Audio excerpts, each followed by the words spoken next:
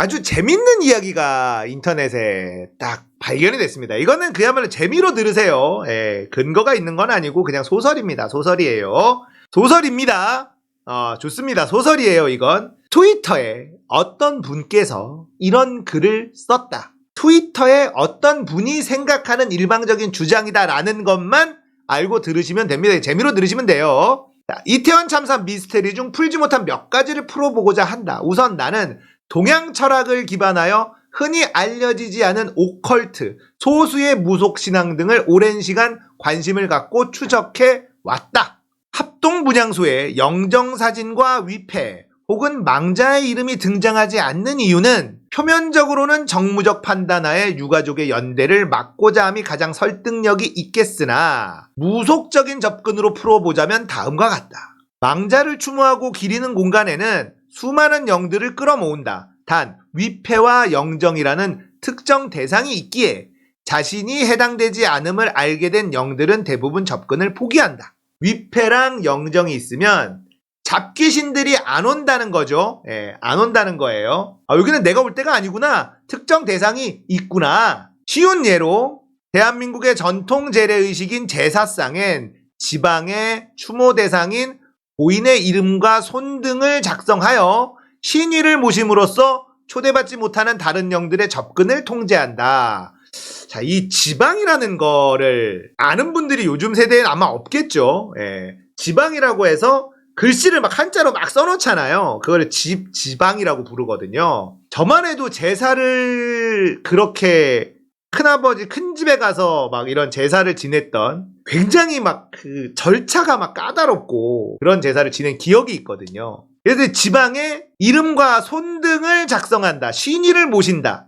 그래서 초대받지 못한 잡귀신들이 못 들어오게 이렇게 한다는 겁니다. 제사상에도 그런 거를 한다는 거죠. 그러나 이태원 참사의 합동분향소엔 그런 것이 없다. 추모객들의 넋을 기리는 이 현장의 주인공은 아이러니하게도 참사 희생자들 외에도 전혀 관련 없는 영들 역시 해당된다고 풀이된다. 또한 이런 사정을 잘 알고 이 판을 기획한 자에 의해 추모의 마음을 다른 영에게 전달하는 것도 가능하다. 위패도 영정도 없기 때문에 참사 희생자와 상관없는 영들도 합동분향소에는 다 해당이 된다. 이렇게 풀이가 된다는 겁니다. 자, 이것도 천공이 이 얘기를 한 적이 있거든요. 천공이 매일 아침에 새벽에 일어나자마자 우리가 애도를 해야 되는데 이번에 희생된 사람들 말고 전부 다 포함해서 이런 얘기를 합니다. 천공이 그 얘기를 했어요. 그 영상 보신 분들은 기억나실 텐데 모든 조직과 종교단체와 이 나라의 모든 국민들은 지금 애도해야 됩니다. 지금 요번 참사만 이야기하는 게 아니에요. 세월호까지 다 해가지고 토요일 날 자식이 되면 우리 정법가족은 전부 다 추gun하는 이 아이들을 위하고 우리 젊은이들을 위해서 앞으로 미래를 위해서 노력을 우리가 하겠다.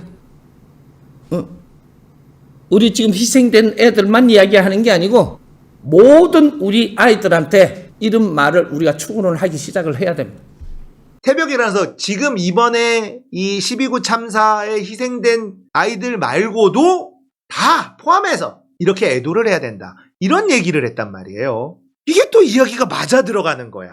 이 소설이 또 개연성이 생기기 시작해. 즉 전국에서 모인 수천 수만 명의 진심 어린 기도를 목적과 맞지 않는 다른 수단으로 활용이 되었을 가능성이 의심된다. 위패와 영정이 있었으면 이번 참사로 희생된 분들의 영만 기리는, 애도하는 이 추모가 되는데 그걸 없앴기 때문에 다른 영들까지 전부 다 추모하는 모양새가 돼버린 건데 다른 수단으로 활용이 되었을 가능성이 의심된다고 이야기를 하고 있습니다.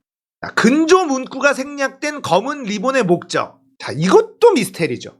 합동분향소의 영정과 위패 고의 누락과 같은 맥락으로 풀이될 수 있다. 근조라는 문구는 사망 이후부터 장례가 종료되는 기간에만 사용된다. 즉 12구 참사로 희생되신 분들이 아닌 사망한 지 오래된 영들의 입장에서 근조라는 문구의 의미는 이 자리가 자신이 해당되지 않는다는 것을 의미한다. 종합하자면 추모객들이 근조가 표기된 리본을 폐용하고 얘를 올리게 될 경우 참사 희생자들의 영이 아닌 다른 영들에게는 이 추모의 대상에 해당되지 않음을 의미하기에 인위적으로 근조 문구를 제거하여 다른 영들의 접근을 자유롭게 풀었다는 의미로 해석이 가능하다. 이게 1절, 2절이 연결이 되네? 위패, 영정, 이거를 빼라 라고 한 것과 근조를 빼라 라고 하는 게 1, 2절이 연결이 됩니다. 그러니까 이번 참사로 희생당한 영들을 추모하는 게 아니라 더 많이 다른 영들도 같이 다른 영들의 접근을 자유롭게 풀기 위해서 천공이 이야기한 것처럼 작게 생각하면 안 되고 더 크게 이번 일을 기회 삼아 더 크게 애도한다. 이런 이야기가 이어지게 되는 겁니다. 자, 또 합동분향소를 매일 찾는 이유. 이 해석은 오로지 내 주관적인 견해다. 지금까지는 나름대로 객관적인 자신이 공부한 이야기인가 봐요. 지금부터는 주관적인 견해래요. 영의 입장에서는 남은 자들이 추모 공간을 찾아 넋을 기리는 행위는 한 번이면 족하다. 그 외의 반복된 방문은 오로지 남은 자들의 심리적 위안이 목적인데 그렇지 않은 경우가 존재한다. 일본 땡땡현에서 유래를 찾을 수 있는 토속신앙 중 하나인데 일본 무속하고 김건희, 윤석열 연결이 굉장히 많이 돼 있습니다. 일본 무속과 연관되어 있는 증거들이 더 탐사를 통해서 많이 보도가 됐었죠. 신사에 봉헌된 영들에게 추모객들이 추모의 기도를 올리면 그 누적된 에너지들을 매일 아침 회수하여 자신의 영역을 끌어올리는 데 사용한다거나 큰 행사를 위해 비축하는 등의 용도로 활용되는 풍습이 존재한다.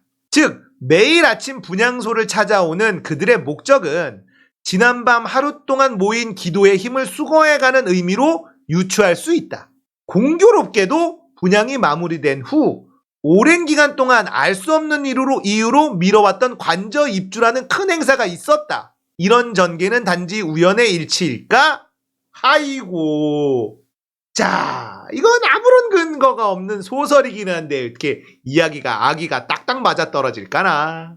이야, 이거 진짜 개연성 너무 완벽한데? 이런 이야기가 나오는 것 자체가 슬픈 현실 아닙니까? 설마 이거겠습니까? 그런데 얘기를 들어보니 왜 이거 같지? 라는 생각이 여러분도 드시잖아요. 이게 문제라는 겁니다. 도대체 윤석열, 김건희, 천공 이들이 권력을 잡고 있는 이 대한민국에서 이런 황당한 이야기를 듣고 그럴 것 같아라는 생각이 드는 이 현실이 비참한 거예요. 왜 우리가 이런 황당한 이야기를 진짜 그럴 것만 같다라는 생각이 들게 만드냐는 거죠. 그리고 이 조문이 끝나고 나서 왜 미뤘던 입주를 했느냐 이거죠. 환장하는 거죠. 이 얘기를 들으니까 우리가 그동안에 물음표가 찍혔던 게 아기가 딱딱딱 맞아 떨어진다는 거예요. 하필이면 왜? 너무나 참담한 현실 아닙니까? 그리고 11월 7일 입주했거든요. 11월 7일 이사를 했어요. 그런데 또 네티즌들이 이걸 찾았네. 일본에서 2022년은 1월 11일, 3월 26일, 6월 10일, 8월 23일, 10월 21일, 11월 7일, 특히 11월 7일은 재수 좋은 날이다. 일림만배일, 이런 일이 있어요. 대안, 중첩, 대안과 겹친다.